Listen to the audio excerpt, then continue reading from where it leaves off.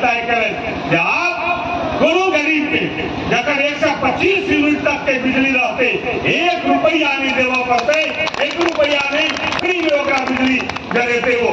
काय 11 बजे जिनकर मुख्यमंत्री का बैठकी पटना में सचिवालय में कल 11 बजे जकर 100 के बिजली के दफ्ते कनेक्शन के कार्ड है तो बिजली कनेक्शन पर 125 रुपया 25 यूनिट के पर उपभोक्ता के पैसा सीधे होता सरकार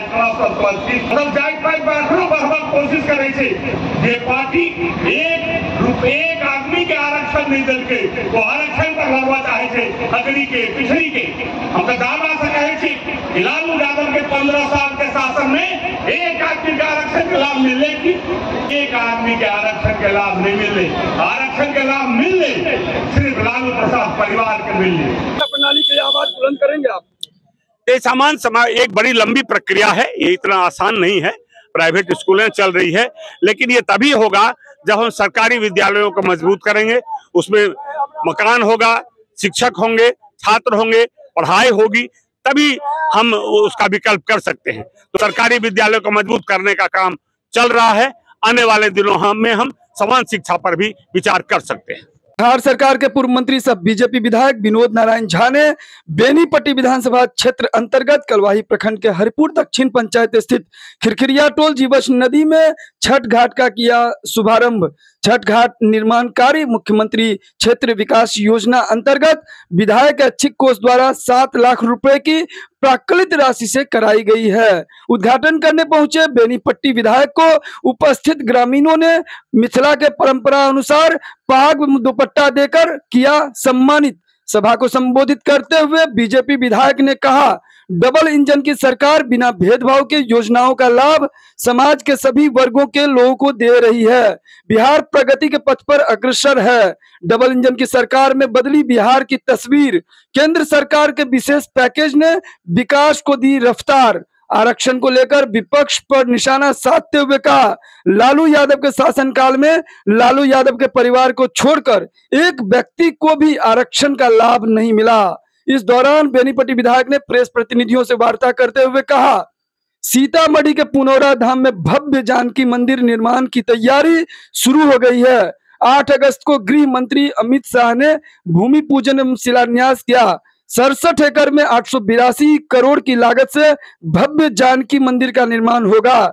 समान शिक्षा प्रणाली के विषय में पूछने पर उन्होंने कहा, समान शिक्षा प्रणाली एक लंबी प्रक्रिया है, इतना आसान नहीं है, लेकिन आने वाले दिनों में इस पर भी विचार किया जाएगा। इस मौके पर कार्यक्रम की अध्यक्षता कर रहे भाजपा पश्चिमी मंडल अध्यक्ष विश्वत्री प्रखंड अध्यक्ष शशि कुमार साहू, अरेर मंडल अध्यक्ष संजय मिश्रा, पूर्वी मंडल अध्यक्ष मुकेश सिंह, श्री नारायण झा, जियालाल पासवान, शिव गोविंद मिश्र, अमरेंद्र सिंह, चंद्रमोहन ठाकुर, विकास सिंह कुशवाहा, सुदिष्ट मिश्रा, भोला प्रतिहस्त, भोगी मुखिया, आलोक झा, आलोक सिंह, विजय यादव, श्याम यादव, गुड्डू सिंह, रंजीत सिंह, भोगी ठाकुर, बेचन मंडल, राजेश यादव, सुनील झा, विमलेश मिश्रा, गणेश झा, गंगाधर सिंह, राम दिनेश कुशवाहा, अरुण पासवान, उमेश भंडारी सहित सैकड़ों ग्रामीण एवं कार्यकर्ताओं ने मिलकर कार्यक्रम के समापन के बाद भारत माता की जय के साथ निकाली तिरंगा यात्रा।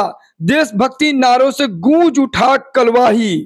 आज मेरे लिए अत्यंत हर्ष का विषय है। बेनीपट्टी विधानसभा क्षेत्र के हरिपुर दक्षिण पंचायत के खिरखिरिया टोल में मेरे ऐच्छिक फंड से जीवछ नदी पर घाट का निर्माण हुआ है। हमारे यहाँ नदी पवित्र होती है, इसलिए हमारी सदा से इच्छा है कि अधिक से अधिक घाट बने। अभी तक अनेक घाट जीवछ नदी पर बन चुका है। ढेंगा में जीवछ नदी पर, फिर कलवाही में कमला मंदिर के पास, फिर मलमल खतबे टोल में, गेना टोल में मैंने अनेक घाट बनाने का काम किया।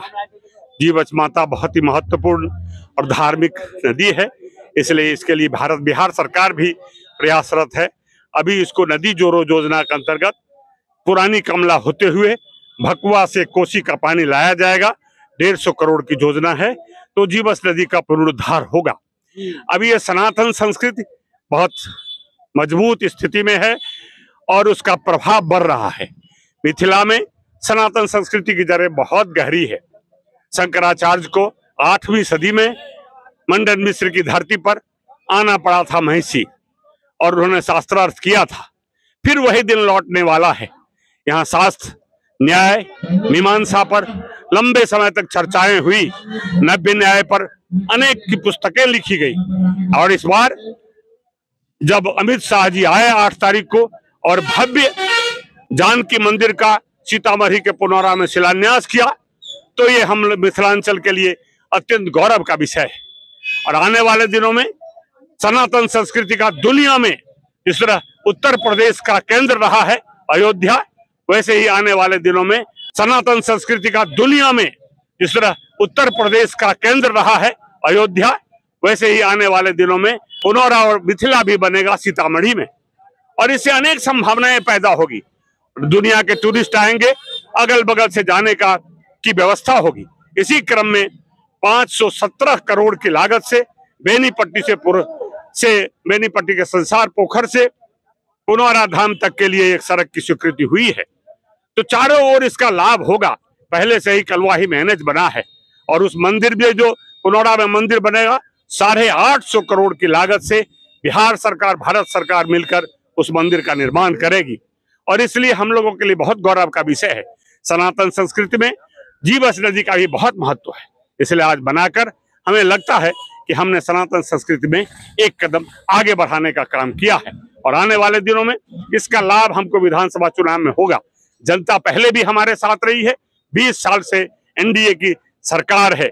25 के चुनाव में भी 2/3 बहुमत से एनडीए जीतेगी और मजबूती से हम फिर लौटेंगे। और इसी तरह विकास के साथ साथ सनातन संस्कृति को आगे बढ़ाने का काम होता रहेगा। भारत माता की, नरेंद्र मोदी जिंदाबाद, जिंदाबाद जिंदाबाद, भारतीय जनता पार्टी जिंदाबाद, जिंदाबाद जिंदाबाद, एनडीए गठबंधन जिंदाबाद, जिंदाबाद जिंदाबाद। भाजपा के कार्यकर्ता और भाजपा के नेता कहियो झूठ में बोलो, ये बात रखलखिन, वो बात को देखा दिलखिन। उदाहरण में लो लिया, 370 हटा दिलखिन, राम मंदिर बना दिलखिन। उतने नहीं, अभी मिथिला के लिए